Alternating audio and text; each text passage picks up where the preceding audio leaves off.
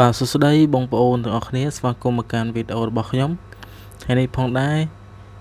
ខ្ញុំមានវីដេអូថ្មីចង់ចែករំលែកទៅកាន់បងប្អូនទាំងអស់គ្នា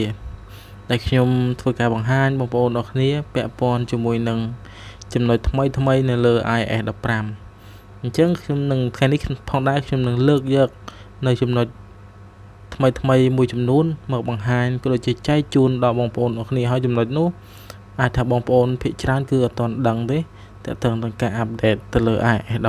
15អញ្ចឹងមុននឹងចូលទៅដល់វីដេអូបង្ហាញអញ្ចឹងយើងនិយាយទៅលើ iOS 15 គឺជាប្រព័ន្ធប្រតិបត្តិការរបស់ក្រុមហ៊ុន Apple ដែលដាក់ឲ្យយើងប្រើប្រាស់សាកល្បងអត់ទាន់ជា public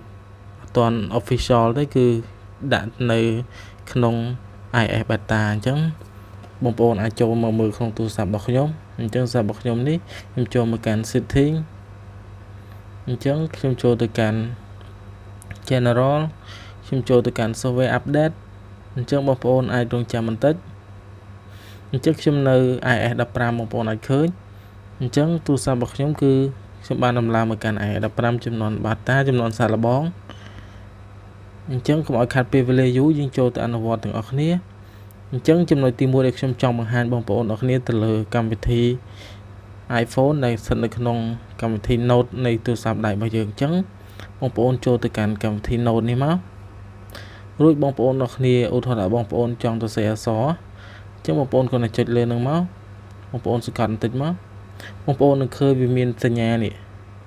អញ្ចឹងបងប្អូនចុចលើអាសញ្ញាហ្នឹងមកគឺវាបើកមុខងារកាមេរ៉ាអញ្ចឹងឥឡូវឧទាហរណ៍ខ្ញុំបង្ហាញទៅកាន់បងប្អូនអរគ្នាឥឡូវឧទាហរណ៍ខ្ញុំមានសៀវភៅនេះមួយអញ្ចឹងណា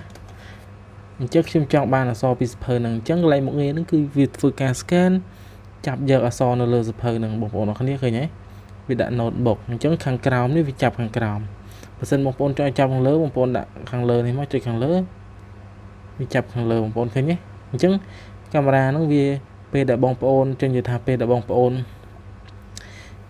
ចាប់បានប៉ុណ្ណាវាចាប់យកប៉ុណ្ណឹងលើកឡើងអក្សរខ្មែរគឺវាអត់ស្គាល់ទេបងប្អូនអរគ្នាចឹងលើឧទាហរណ៍ខ្ញុំចាប់ប៉ុណ្ណឹងបងប្អូនអរគ្នានេះ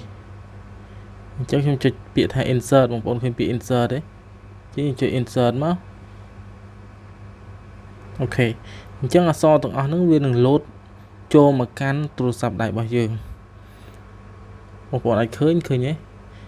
ចានេះដោយសារយើងដាក់នឹងអញ្ចឹងអក្សរចុងក្រោយវាលោតនឹងខុសបន្តិចតែអត់អីទេបងប្អូនអាចធ្វើការដាក់រឿងនឹងទីទៅអញ្ចឹងវាធ្វើការ select នៅលើអក្សរនៅលើសៀវភៅរបស់យើងនឹងអូតូតែម្ដងអូខេអញ្ចឹង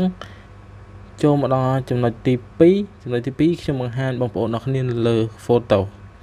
អញ្ចឹងនៅលើ photo ថាតើមានអ្វីប្លែកខ្លះ photo ឥឡូវឧទាហរណ៍ថាបងប្អូនអរគ្នា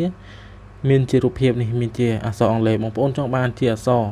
អញ្ចឹងបងប្អូនគាត់ tap លើវា2ដងចុចឲ្យញាប់អញ្ចឹងបងប្អូនអាចធ្វើការ copy អក្សរនឹងបានបងប្អូនអាចឃើញអញ្ចឹងបងប្អូនអាច copy អក្សរនឹងមកឬក៏បងប្អូនអាចចុចលើនឹងមកបងប្អូន select all ទៅធ្វើការ select អក្សរនៅលើនឹងទាំងអស់តែវាបានតែអក្សរអង់គ្លេសដូចគ្នាភាសាខ្មែរយើងវាអត់ស្គាល់ទេបងប្អូនអរគ្នាអញ្ចឹងពេលដែលបងប្អូនសង្កត់លើវាហើយបងប្អូនធ្វើការ copy វាបងប្អូនអាចយកទៅផាសនៅកន្លែង note មិញណាចុចមកក្រោមខ្ញុំធ្វើការផាសវាចឹងបងប្អូនចុចពាក្យផាសនេះមកខ្ញុំធ្វើការផាសអក្សរនឹងបងប្អូនឲ្យឃើញអញ្ចឹងវាផ្ដល់ភាពងាយស្រួលអញ្ចឹងបងប្អូនដែលគាត់មានជារូបភាពហើយចង់ copy អក្សរអញ្ចឹងណាអញ្ចឹងផ្ដល់ភាពងាយស្រួលសម្រាប់បងប្អូនទាំងអស់គ្នាអញ្ចឹងតើតើចំណុចមួយទៀតគឺវាខុសពី iOS 14អញ្ចឹងតើតើនឹងចំណុចថ្មីនេះគឺបងប្អូនធ្វើការ lock ជាមួយនឹង home screen របស់យើងអញ្ចឹងទូរស័ព្ទរបស់យើងអត់ទាន់ដោះសារទេបងប្អូនទាំងអស់គ្នាឲ្យឃើញអញ្ចឹងយើងអាចទាញចេះមកយើងអាចធ្វើការ search ទៅកាន់ឧទាហរណ៍ថាខ្ញុំ search ទៅកាន់ app ណាមួយអញ្ចឹងបងប្អូនគាត់ចុចលើនឹងទៅអញ្ចឹងពេលដែលបងប្អូនមាន Face ID គឺ scan គឺលឿនវាអូតូសម្រាប់បងប្អូនដែលចង់ចំណាយពេលវេលាក្នុងការស្វែងរក app ណាមួយយូរពីមុនវាអត់មានឡើងនឹងទេអញ្ចឹងចូលចំណុចមួយទៀតគឺពាក់ព័ន្ធជាមួយនឹង control center បងប្អូនឃើញកន្លែងវានេះពីឥឡូវវាមានពាក្យថា focus អញ្ចឹងតើតើនឹង focus នេះគឺបងប្អូនអរគ្នាអាចចុចលើវាបានអញ្ចឹងបងប្អូនអាចឃើញវាមានមុខងារជាច្រើនវាមានតាំងពី do not disturb វាមាន personal វាមាន work វា វាមាន slip វាមានអីច្រើនមុខងារច្រើននៅលើហ្នឹងហើយបងប្អូនអាចកំណត់បន្ថែមនៅលើនេះបានអញ្ចឹងមុខងារហ្នឹងពីមុនយើងអត់មានទេនៅលើ iOS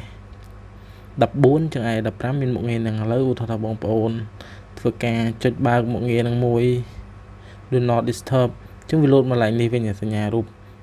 ដោយប្រច័ណ្ឌមួយចំណិតហ្នឹងពីមុនវាលោតនៅឡើងនេះបងប្អូនអរគ្នាចឹង iOS 15វាលោតនៅឡើងនេះវិញ